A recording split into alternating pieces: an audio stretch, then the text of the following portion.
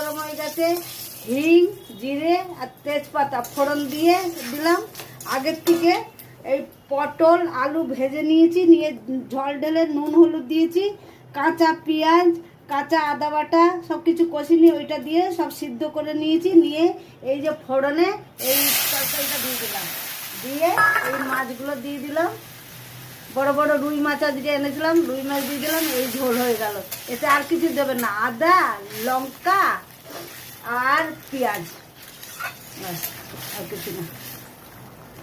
যে যেরকম ঝাল খাবেন ঝাল দেবেন, আমি একটু কম ঝাল দিচ্ছি গরমের জন্যে, আর তাও একটু ঝাল দিয়ে দিচ্ছি, না ঝাল না দিলে তরকারি ভালো লাগে না। আর তেল একটু অনেকই কম।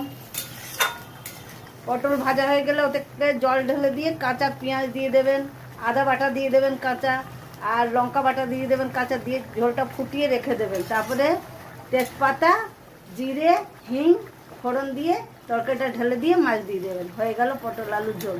এতে কোনো গরম মশলা আসলা টমেটো কিচ্ছু না। এই যে ঝোল দেখুন কি সুন্দর দেখাচ্ছে। মাছটা দেখুন সাইজে।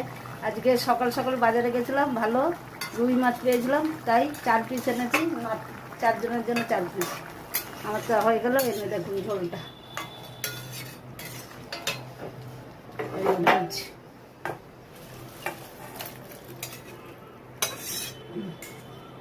দেখুন,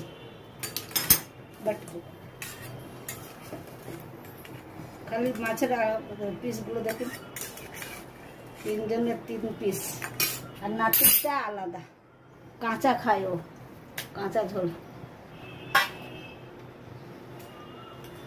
আর এই যে ভেন্ডি আলু চচ্চড়িটা লাস্টে, এই দেখুন লুকটা দেখুন খালি কি সুন্দর, ভেন্ডি পেঁয়াজের চিংড়ি মাছের চচ্চড়ি।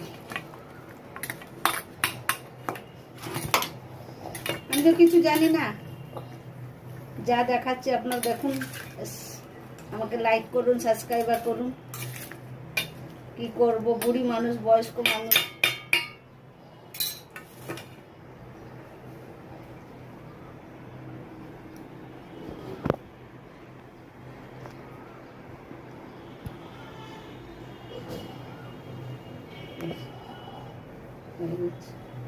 এই নাতির ঝোলটা হচ্ছে।